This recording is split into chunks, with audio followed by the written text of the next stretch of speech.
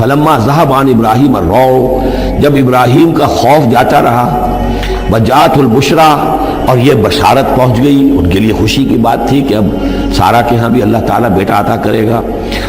یجادلنا فی قوم لوط، اب اس نے جھگڑنا شروع کر دیا ہم سے قوم لوط کے بارے میں۔ یہ مجادلہ جو ہے یہ تورات میں بڑی تفصیل سے آیا ہے کہ دیکھو تم جو جا رہے ہو، اگر اس شہر کے اندر، ان بستیوں کے اندر 50 آدمی بھی راست باز ہوں گے تو کیا کرو گے؟ کیا پھر بھی ہلاک کر دو گے؟ فرشتوں نے کہا نہیں، اگر 50 آدمی وہاں ہوئے، اگر راست باز ہوئے تو ہم ہلاک نہیں کریں گے۔ اچھا دیکھو، میری کوئی حیثیت نہیں ہے، میں بہت ناچیز ہوں، لیکن میں پھر جرات کرتا ہوں، میں اللہ سے عرض کرتا ہوں کہ اچھا ہو سکتا ہے 40 ہوں وہاں پر، تو پھر اچھا 40 بھی ہوئے تو پھر ہم ان کو بھی پھر چھوڑ دیں گے، بستیوں کے اوپر عذاب نہیں آئے گا۔ ہوتے ہوتے 5 پہ آ گئے، جس پہ کہ آخر میں کہا گیا کہ اے ابراہیم چھوڑو اب اس بات کو، اب یہ تمہارے رب کا فیصلہ آ چکا۔ وہاں ایک بھی نہیں ہے، تم 5 کی بات کر رہے ہو۔ وہاں تو سوائے حضرت لوط علیہ السلام کے خود اور ان کی 2 بیٹیوں کے اور کوئی بھی نہیں تھا کہ جو ان شہروں میں سے بچا ہو۔ تو یجادلنا فی قوم لوط، اب وہ قوم لوط کے بارے میں ہم سے جھگڑنے لگے، یعنی چونکہ وہ حلیم الطبع تھے، طبیعت میں نرمی تھی، وہی جو حضور کی طبیعت میں بھی تھی، حضرت ابوبکر کی طبیعت میں بھی تھی، اس وجہ سے انہوں نے کہا کہ عذاب سے بچنے کی کوئی شکل ہو سکے۔ ان ابراہیم لحلیم اواہ منیب، 3 الفاظ جمع کر دیے گئے۔ یقیناً ابراہیم بہت ہی حلیم بھی تھا، بہت ہی نرم دل تھا، اور بہت ہی اللہ کی جناب میں رجوع کرنے والا تھا۔ یا ابراہیم عارضا ھذا، تو اب کہا گیا ان سے کہ ابراہیم اب چھوڑیے، اب اس بات سے آپ ذرا قطع تعلق کیجئے۔ انہ قد جاء امر ربک، یہ تو اب آپ کے رب کا فیصلہ آ چکا ہے۔ وانہم آتیہم عذاب غیر مردود، اب ان پر وہ عذاب آ کر ہی رہے گا جسے لوٹایا نہیں جا سکے گا۔ ولما جاءت رسلنا لوطا سیء بہم وضاق بہم ذرعا، تو جب آئے ہمارے یہ فرشتادے بھیجے ہوئے، ہمارے یہ پیغامبر، یہ فرشتے لوط کے پاس، سیء بہم، تو وہاں پر یہ بھیجے گئے تھے بہت خوبصورت لڑکوں کی شکل میں، اور ان کے ہاں جو تھا معاملہ، آپ کو معلوم ہے کہ جو عبرت پرستی ان کے ہاں تھی اور جو سوڈمی تھی، تو یہ لڑکے خوبصورت آ گئے تو اس قوم کے لیے، تو ان کے لیے جشن ہو گیا کہ ہمارے لیے شکار آ گئے ہیں بہت اچھے، لوط کے ہاں بڑے عمدہ شکار پہنچے ہیں، لہذا وہ سب غول کے غول اب آ رہے ہیں، حضرت لوط علیہ السلام کے گھر پر چڑھائی کر رہے ہیں۔ تو جب ہمارے یہ فرشتادہ، ہمارے یہ جو نوجوان لڑکوں کی شکل میں جن کو بھیجا گیا تھا فرشتوں کو، وہ جب پہنچے حضرت لوط کے پاس، سیء بہم، وہ ان کو دیکھ کر بہت غمگین ہوا کہ یہ بڑا میرے لیے، وضاق بہم ذرعا، ان کا دل بڑا تنگ ہوا، وقال ھذا یوم عصیب، اور انہوں نے کہا میرے لیے بڑا سختی کا دن آ گیا ہے، میرے پاس اتنی طاقت نہیں ہے کہ میں ان بدبختوں کا مقابلہ کر سکوں، اپنے ان مہمانوں کو ان کی دستبرد سے میں بچا سکوں، اور وہ لوگ جو ہیں جانتے تھے جس قسم کی خبیث ان کی تباہی ہو چکی تھی کہ وہ کسی اپیل اور کسی دلیل سے بعد آنے والے نہیں ہیں، تو اس سے ان کے دل کے اندر جو ہے وہ ایک عجیب کیفیت پیدا ہوئی۔ سیء بہم وضاق بہم ذرعا وقال ھذا یوم عصیب وجاءہ قومہ یہرعون الیہ، اور اب آئی اس کی قوم اس کے پاس والہانہ دوڑتی ہوئی، بڑے خوشی سے ناچتے ہوئے آ رہے ہیں کہ آج تو ہمارے لیے جو ہے وہ بہت ہی عمدہ شکار پہنچ گیا ہے۔ ومن قبل كانوا يعملون السيئات، وہ پہلے ہی سے ان گندے کاموں کے اندر ملوث تھے۔ قال یا قوم هؤلاء بناتی هن اطہر لكم، حضرت لوط نے فرمایا کہ دیکھو میری قوم کے لوگوں، میری بیٹیاں موجود ہیں، وہ تمہارے لیے بہت پاکیزہ ہیں۔ اس کے 2 معنی کیے گئے، ایک تو یہ کہ بیٹیوں سے مراد ہے کہ جو تمہاری بیویاں ہیں وہ میری بیٹیوں کے مانند ہیں۔ نبی جو ہوتا ہے وہ گویا کہ قوم کے لیے والد کی جگہ ہے، جیسے کہ قرآن مجید میں وازواجہ امہاتہم، حضور کی تمام ازواج جو ہیں وہ پوری امت کے لیے ماؤں کے درجے میں ہیں، تو گویا کہ میری بیٹیاں ہیں، اللہ نے تمہارے لیے ان کو پیدا کیا ہے، تمہارے لیے جوڑا بنایا ہے، وہ پاک جو ہے تمہارے لیے راستہ اپنی شہوت کی کے تقاضے کو پورا کرنے کے لیے صحیح راستہ اس کو چھوڑ کر، اور یہ بھی ہو سکتا ہے کہ انہوں نے اپنی بیٹیوں ہی کو پیش کیا ہو کہ تمہیں اگر کرنا ہی ہے تو نکاح کر لو، میں اپنی بیٹیاں تمہیں نکاح میں دینے کو تیار ہوں، لیکن میرے جو یہ مہمان ہیں ان کے بارے میں مجھے رسوا نہ کرو۔ قال یا قوم هؤلاء بناتی هن اطہر لكم فاتقوا اللہ ولا تخزون فی ضیفی، تو اللہ کا خوف کرو اور دیکھو مجھے میرے مہمانوں کے معاملے میں رسوا مت کرو۔ الیس منکم رجل رشید، کیا تم میں کوئی ایک آدمی بھی شریف اور کوئی ایک آدمی بھی نیک چلن نہیں رہا؟ یعنی کوئی تو تم میں سے ایسا نکل آتا جو میرا ساتھ دیتا، جو میری ہاں میں ہاں ملاتا، تم میں تو معلوم ہوتا کہ کوئی ایک شخص بھی شریف النفس باقی نہیں رہا۔ قالوا لقد علمت ما لنا فی بناتک من حق، انہوں نے کہا کہ لوط تمہیں خوب معلوم ہے تمہاری بیٹیوں پر ہمارا کوئی حق نہیں ہے۔ اس سے معلوم ہوتا ہے وہ دوسری ہی بات ہی زیادہ راجے ہے۔ وَإِنَّكَ لَتَعْلَمُ مَا نُرِيدُ، اور تم خوب جانتے ہو جو ہم چاہتے ہیں، یعنی باتیں مت بناؤ، ہماری توجہ جو ہے ادھر ادھر لے جانے کی کوشش نہ کرو، تم جانتے ہو ہم جو چاہتے ہیں، جس کے لیے ہم حاضر ہوئے ہیں، جس کے لیے ہم پہنچے ہیں۔ قَالَ لَوْ أَنَّ لِي بِكُمْ قُوَّةً، انہوں نے کہا کاش کہ میرے پاس تمہارے مقابلے کے لیے کوئی طاقت ہوتی، او آوی الی رکن شدید، یا وہ کوئی قلعہ ایسا ہوتا جس میں مضبوط میں جا کر پناہ لے لیتا اور تم سے اپنے آپ کو اور اپنے مہمانوں کو بچا لیتا۔ یہاں ہے اصل میں حضور صلی اللہ علیہ وسلم کی ایک حدیث میں الفاظ آئے ہیں، یرحم اللہ لوطا لقد کان یاوی الی رکن شدید، اللہ تعالیٰ رحم فرمائے لوط پر، وہ ایک مضبوط قلعے میں تھے، اللہ تعالیٰ کی حفاظت تو انہیں حاصل تھی، لیکن یہ کہ اس وقت جو صورت بن گئی تھی ان کے لیے، جیسے جب جادوگروں نے جو اپنے انچر پھینکے تھے اور وہ بھی بن گئے تھے فرعون کے دربار میں، وہ بھی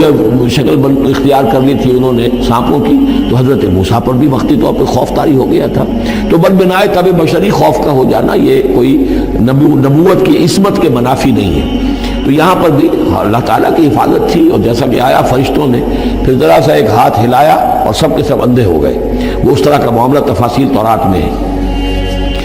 قال لو ان لی بکم، لیکن جو حسرت کی کیفیت تھی اور جس طرح ضیق میں ان کی جان اس وقت آئی تھی، اس کا تصور کیجئے، کاش کہ میرے پاس تمہارے مقابلے کے لیے طاقت ہوتی، او آوی الی رکن شدید، یا کوئی ایسا ہوتا مضبوط مستحکم قلعہ جس میں جا کر میں پناہ لے لیتا۔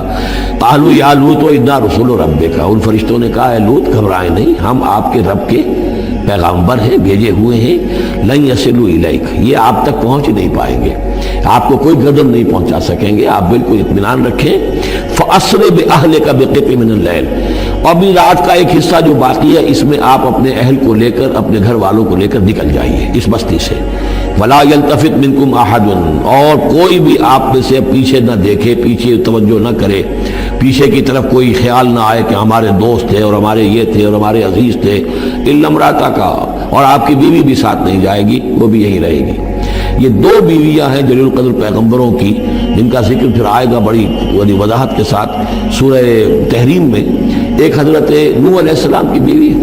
اور ایک حضرت لوط کی بیوی، کہ یہ اگرچہ کہ کانتا تحت عبدین من عبادنا صالحین فخانتاہما فلم یغنیا عنہما من اللہ شیئا، اگرچہ وہ ہمارے دو بہت ہی نیک اور بہت ہی برگزیدہ بندوں کے تحت تھی، ان کے گھروں میں آباد تھی، لیکن یہ کہ انہوں نے خیانت کی، اور اس کے نتیجے میں یہ ہے کہ پھر وہ اللہ تعالیٰ کے عذاب سے ان کے شوہر انہیں بچا نہیں سکے، نہ حضرت نوح بچا سکے اپنی اس بیوی کو، اور نہ حضرت لوط بچا سکے اپنی اس بیوی کو۔ الا امرأتک، سوائے آپ کی بیوی کے، انہ مصیبھا ما اصابہم، اس کے اوپر تو وہی مصیبت آ کر رہنی ہے جو ان سب پر آنی ہے۔ ان موعدہم الصبح، اور دیکھیے ان کے وعدے کا وقت صبح کا ہے، صبح کو وہ عذاب آ جائے گا۔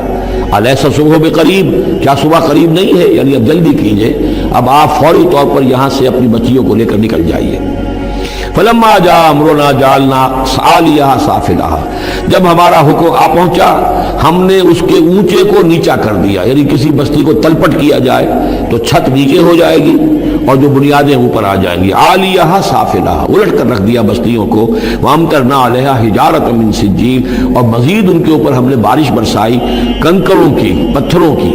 یعنی یہ کہ ایک طرف تو یہ کہ کچھ زلزلہ آیا یا کچھ اور زمین میں دھماکہ ہوا، ایکسپلوژن ہوا جس سے وہ بستیاں الٹ گئیں، اور اس کے بعد یہ ہے کہ آسمان سے پھر بارش ہوئی ہے ان پر سجیل۔ یہ سجیل اصل میں فارسی کا لفظ ہے سنگ گل، سنگ گل یعنی یہ کہ مٹی جو ہے اگر کسی صحرا کے اندر تھوڑی سی پھوار پڑے اور زیادہ تیز بارش نہ ہو تو وہ ہر قطرے کے ساتھ تھوڑی سی مٹی مل کر وہ ایک چھوٹا سا دانہ بنتا ہے، اور وہ پھر دھوپ جب پڑتی ہے تو وہ پھر پک جاتا ہے، جیسے کہ کہیں آپ اینٹیں پکاتے ہیں اپنے بھٹیوں کے اندر، یہ پھر کہلاتی ہے سنگ گل،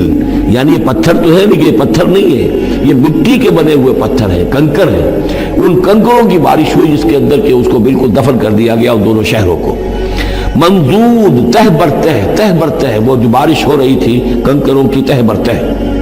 مسومۃ عند ربک، اور وہ نشان زد تھے تیرے رب کی طرف سے، یعنی ہر ایک کے لیے معلوم تھا کہ کس کو کون سا پتھر لگنا ہے اور کون سا جو شخص ہے اس کی ہلاکت کس کے ذریعے سے ہونی ہے۔ وما ہی من الظالمین ببعید، اور یہ ان ظالموں سے کچھ زیادہ دور نہیں ہے، یعنی جو مشرکین مکہ ہیں، جو قریش ہیں اور عرب کے جو مشرک ہیں، ان سے یہ بستیاں کوئی دور تو نہیں ہیں، اس لیے کہ یہ جب جاتے تھے فلسطین کی طرف اپنے قافلے لے کر تو یہاں سے گزرتے تھے، قوم سمود کا مسکن بھی ان کے راستے میں آتے تھے، قوم مدین کا علاقہ بھی ان کے راستے میں آتا تھا، پھر یہ عمورہ اور صدوم کی بستیوں کے جو ہے یہ بھی کچھ ان کے جو آثار باقی رہ گئے تھے وہ بھی آتے تھے۔ وَلُوطًا، اور ہم نے بھیجا تھا لوط کو، اذ قال لقومہ، جب کہ انہوں نے کہا تھا اپنی قوم سے، اتاتون الفاحشۃ وانتم تبصرون، کیا تم دیکھتے ہوئے فحش کا حرکت کا ارتکاب کرتے ہو؟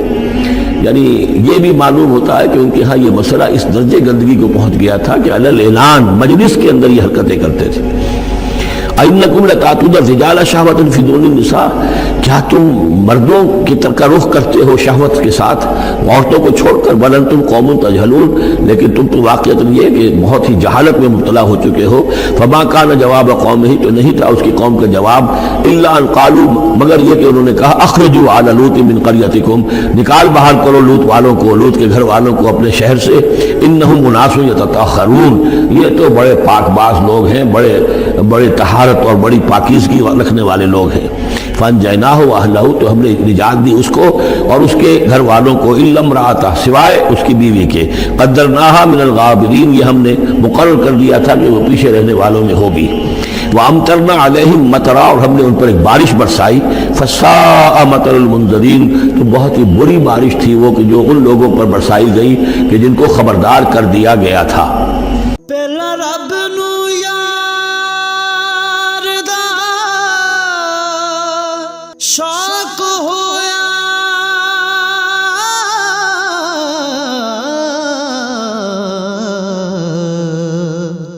نبی پاک دا کرن جمال مائیں، آیا وحی لے کے ہویا ترت حاضر، تے لیا یار نے یار نو پال